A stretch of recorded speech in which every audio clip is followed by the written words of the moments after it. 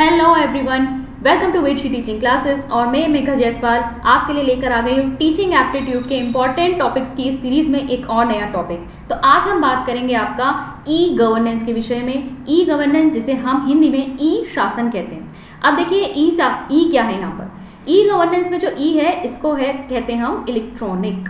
ठीक है, ई stands for electronic. Electronic governance का मतलब क्या है? जब सरकार शासन में आईटी यानी कि या फिर आईसीटी आप कह सकते हैं, इंफॉर्मेशन एंड कम्युनिकेशन टेक्नोलॉजी का प्रयोग करती है तो उसे हम कहते हैं ई गवर्नेंस। अब आईसीटी का प्रयोग करने से यहाँ पर आप देखेंगे कि गवर्नेंस की जो कामकाज है उसकी शैली में क्या आती है, उसकी क्वालिटी इंक्रीज हो जाती है, अकाउंटेबिलिटी आती है यानी गवर्नमेंट जवाबदेह हो जाती है और गवर्नमेंट की एफिशिएंसी बढ़ जाती है। तो इसीलिए ई गवर्नेंस के विषय में आज हम देखेंगे क्यों इतनी इंपॉर्टेंट है। चलिए देखते हैं इंट्रैक्शंस क्या क्या होते हैं। ई गवर्नेंस के आप पार्ट्स में इसको आप डिवाइड कर सकते हैं। किस तरीके से इंट्रैक्शन, मतलब गवर्नेंस में जब हम एक दूसरे के साथ सूचना का आदान प्रदान कर रहे हैं तो वो कितने तरीके से हो सकता है। तो सबसे पहला है इसमें आपका G2C। ठीक है, G2C, government to citizen. Government to citizen में क्या होता है, यहाँ पर जो इंटरेक्शन हो रहा है वो गवर्नमेंट का सिटीजन्स के साथ हो रहा है। ठीक है, जनता के साथ जब गवर्नमेंट इंटरेक्ट कर रही है तो वो क्या है आपका G2C। यहाँ पर citizens This enables citizens to benefit from the efficient delivery of public services। तो गवर्नमेंट जो भी पब्लिक सर्विसेज हमें प्रोवाइड कर रही है तो वो जो है सिटीजन्स इलेक्ट्रॉनिक माध्यम से भी आजकल उनको एक्सेस कर सकते हैं। जैसे कि आप लोगों ने देखा होगा, अब आप अपने पानी के बिल या जो बिजली के बिल होंगे वो घर बैठे ही अपने फ़ोन से भी पे कर सकते हैं। आपको वहाँ ऑफिस के चक्कर लगाने की ज़रूरत नहीं है। तो ये सारी जो सर्विसेज हैं जिनको अब इंटरनेट के माध्यम से जो है इलेक्ट्रॉनिकली जो है आप तक पहुंचा दिया गया है, जिससे कि काम जो है और सरलता से हो सके, आपको बेनिफिट मिले, आपको सुविधाएं मिले, इसलिए वो हम G2C के अंतर्गत देखेंगे। ठीक है, ये आपका क्या है G2C। कहीं ना कहीं इसने क्या किया है, गवर्नमेंट की एक्सेसिबिलिटी बढ़ा दी है। ठीक है, जहां पर आप अब बहुत सारी जो गवर्नमेंट के द्वारा दी गई सुविधाएं हैं उनको इजीली एक्सेस कर सकते हैं। इसके अलावा जो गवर्नमेंट सर्विसेज हमें प्रोवाइड की जा रही हैं उनकी क्वालिटी, उनकी गुणवत्ता भी इससे बढ़ गई है। ठीक है, नेक्स्ट देखेंगे आप, सेकेंड आता है हमारा G2B जिसे हम कहते हैं गवर्नमेंट टू बिजनेसेस। तो जब गवर्नमेंट बिजनेस फर्म्स के साथ इंटरेक्ट करती है तो उसे हम गवर्नमेंट टू बिजनेस या G2B कहते हैं। अब G2B में क्या होता है, इसका मेन ऑब्जेक्टिव है रेड टेपिज्म। ठीक है, लाल फीताशाही को कम करना, इसे रिड्यूस करना। अब यहाँ पर गवर्नमेंट और बिजनेस एनवायरनमेंट पे जो है यहाँ पर ट्रांसपेरेंसी आ जाती है। यहाँ पर जैसे कि आप देख सकते हैं कि बिजनेसेस जो होते हैं उनको गवर्नमेंट से लाइसेंस लेने होते हैं, उन्हें परमिट्स लेने होते हैं, साथ ही साथ जो रिवेन्यू कलेक्शन करती है गवर्नमेंट इनसे, वो सब चीज़ें जो है अब कहीं ना कहीं ट्रांसपेरेंट हो जाती हैं, ये सर्विसेज बहुत फास्ट हो जाती हैं। ठीक है, इन सर्विसेज में भी अब आपका ई गवर्नेंस आ चुका है, यानी इलेक्ट्रॉनिक माध्यम से अब इन सारे जो बेनिफिट्स हैं उनको जो लोग हैं या बिजनेस फर्म्स हैं वो उठा सकती हैं और इलेक्ट्रॉनिक माध्यम से अपनी सर्विसेज को इम्प्रूव कर सकते हैं। ठीक है, नेक्स्ट है आपका थर्ड है आपका G2G, गवर्नमेंट टू गवर्नमेंट। तो जब गवर्नमेंट के बीच में अपने आपस में ही सूचना का आदान प्रदान हो जाता है, चाहे हम कहें कि सेंट्रल गवर्नमेंट स्टेट गवर्नमेंट को कुछ आप कह सकते हैं आदेश देना चाहती है, कोई सूचना वहाँ तक पहुँचाना चाहती है, या स्टेट गवर्नमेंट्स अपना आपस में ही दो स्टेट्स के बीच में कुछ इंट्रैक्शन होना है, या फिर आप कह सकते हैं कोई भी आदेश जो है वो एक लेवल या एक अपर लेवल से लोअर लेवल पे जाना है, या मान लीजिए लोअर लेवल से कोई सूचना मांगी गई है वो वहाँ अपर लेवल तक आनी है, तो वो सब क्या आएगा G2G के अंतर्गत आएगा। ठीक है, ये जो इंट्रैक्शन है ये डिपार्टमेंट्स ऑफ गवर्नमेंट के बीच में होता है या बिटवीन टू गवर्नमेंट्स के बीच में होता है, यानी यूनियन या स्टेट के बीच में या बिटवीन स्टेट गवर्नमेंट्स के बीच में। और प्राइमरी एम इसका क्या होता है, कामकाज में एफिशिएंसी, परफॉर्मेंस और आउटपुट को इंक्रीज करना। ठीक है, वरना फिजिकली जब फाइलें इधर से उधर पहुंचानी होती हैं तो वो सब क्या होता है, बहुत टाइम कंज्यूमिंग होता है, एक ऑफिस से दूसरे ऑफिस तक फाइल्स लेके जाना।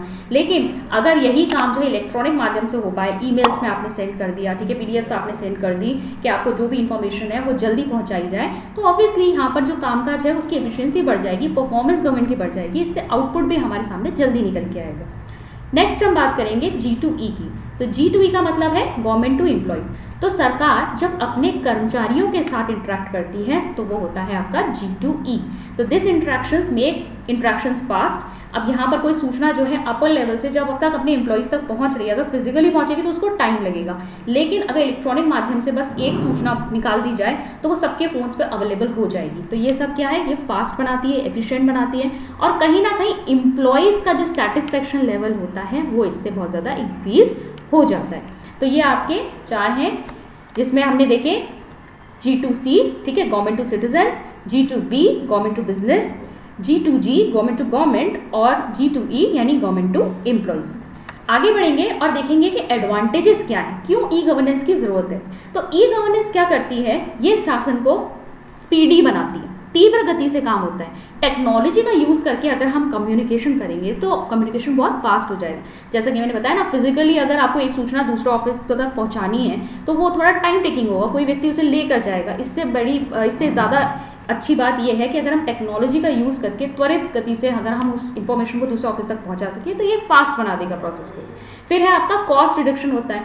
कॉस्ट रिडक्शन कैसे हो रहा है, इससे पहले जो कम्युनिकेशन हो रहा था वो पेपर बेस्ड था, ठीक है, सब चीज़ें लिख कर फाइलों में लिख कर भेजी जा रही हैं और इसमें ज़्यादा पैसा भी लगता है। लेकिन अगर हम यही पर इलेक्ट्रॉनिक माध्यम का यूज़ करें, ईमेल्स के द्वारा अगर हम यहाँ पर संचार या फिर आप कह सकते हैं कम्युनिकेट करें, तो ये क्या करता है, कॉस्ट को रिड्यूस कर देता है। ट्रांसपेरेंसी आती है इससे, आईसीटी का यूज़ करके जो है गवर्नमेंट प्रोसेसिंग में बहुत ज़्यादा ट्रांसपेरेंसी आ जाती है। सिटीजन्स देख सकते हैं कि क्या इन्फॉर्मेशन जो है वो अवेलेबल है, क्योंकि आप देखेंगे गवर्नमेंट ने इलेक्ट्रॉनिक जो ई गवर्नेंस के बाद है बहुत सारी वेबसाइट्स, पोर्टल्स बना दिए हैं जहाँ से सिटीजन्स जो हैं इंफॉर्मेशन को एक्सेस कर सकते हैं। और किसी भी कामकाज के लिए आप जानते हैं आरटीआई आज लगाई जा सकती है। सिटीजन्स का अधिकार है कि वो सरकार से सूचना मांग सकती है किसी भी विषय में, और ये सूचना देना सरकार के लिए कंपलसरी है। तो कहीं ना कहीं गवर्नमेंट की वर्किंग में इससे क्या आ गई है, ट्रांसपेरेंसी आ गई है।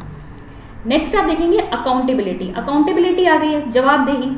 अब ऑब्वियसली जब सब चीज़ सामने है, सब कुछ दिख रहा है, सिटीजन कभी भी आरटीआई लगा सकता है, वो कोई भी किसी भी कार्य पे सूचना मांग सकता है, तो कहीं ना कहीं यहाँ पर सरकार जो है वो आंसरेबल हो गई, जवाबदेही आ गई है उसके ऊपर, उत्तरदायित्व आ गया उसके ऊपर कि कोई भी काम गलत नहीं होना चाहिए, नहीं तो उसको क्या करना पड़ेगा, उसके लिए जवाब देना पड़ेगा। इससे हमारी सरकार क्या बनती है, ज़्यादा रिस्पॉन्सिबल बनती है।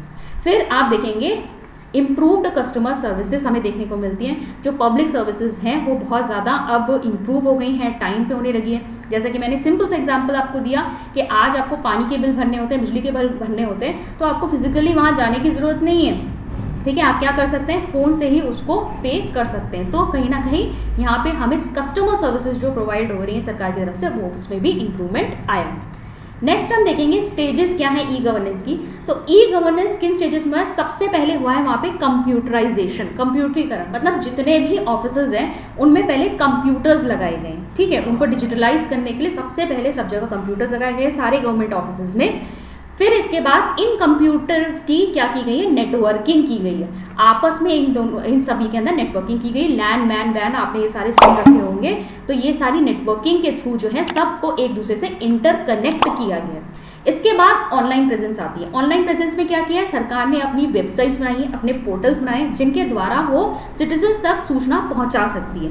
कोई भी चीज़ आजकल सरकार जो है, जो भी डॉक्यूमेंट्स वगैरह होते हैं जिसको पब्लिक करना जरूरी होता है, जैसे बजट हो गया, ये सारी चीज़ें हो गई, और कुछ नोटिफिकेशंस होते हैं, या फिर टीचिंग से ही रिलेटेड अगर हम देखें तो NCF जारी किया है, या NEP जो न्यू एजुकेशन पॉलिसी आई है वो जारी की गई है, तो उसको वहाँ पर ऑनलाइन प्रेजेंस उसकी होना ज़रूरी है। तो ये आपको सरकारी वेबसाइट, जो गवर्नमेंट ऑफिशियल वेबसाइट्स होती है, उनमें आपको ये सब मिल जाएगा। तो ऑनलाइन प्रेजेंस दिखाना मतलब अब सरकार जो है ऑनलाइन उपस्थित है, किसके द्वारा, अपने वेब पोर्टल्स के द्वारा, अब तो मोबाइल ऐप्स के द्वारा भी जो है वो ऑनलाइन प्रेजेंस हमें दिखती है। जैसे कि आपने आरोग्य सेतु ऐप थी जो वो आपकी कोविड के दौरान चली थी, तो इसके द्वारा जो है सरकार अपनी ऑनलाइन प्रेजेंस जो है वो बना रही है। इसके बाद जो है आती है ऑनलाइन इंटरेक्टिविटी, मतलब अब सिटीजन्स के साथ इन्हीं माध्यमों से ऑनलाइन इंटरेक्शन भी हो सकता है। जैसे आरोग्य सेतु ऐप को बनाया सरकार ने, लेकिन यूज़ हम उसे कर रहे हैं, इंटरेक्शन कर रहे हैं, और वहाँ से ही हमको पूरा उसका प्रोसेस का सूचना मिल रही है। तो हम किसी भी वेबसाइट्स पर अगर गवर्नमेंट की वेबसाइट यूज़ करते हैं तो वहाँ पर हम इंटरेक्शन उसके थ्रू भी कर सकते हैं। फिर देखिए लास्ट देखते हैं कंपोनेंट्स क्या है ई गवर्नेंस के। तो ई गवर्नेंस के कंपोनेंट्स में सबसे पहला आएगा पीपल, ठीक है। लोग जो ये इलेक्ट्रॉनिक जो आपके मीडियम से उनको बना रहे हैं, इसके अलावा सिटीजन्स जो इन्हें यूज़ कर रहे हैं, ठीक है, ये सब क्या है, पीपल, ये एक कंपोनेंट हो गया। दूसरा क्या हुआ, प्रक्रिया, जिस प्रोसेस के थ्रू ये ई गवर्नेंस चल रहा है, ठीक है, ये आप प्रोसेस जो है, प्रक्रिया है, वो आपकी इसका दूसरा कंपोनेंट है।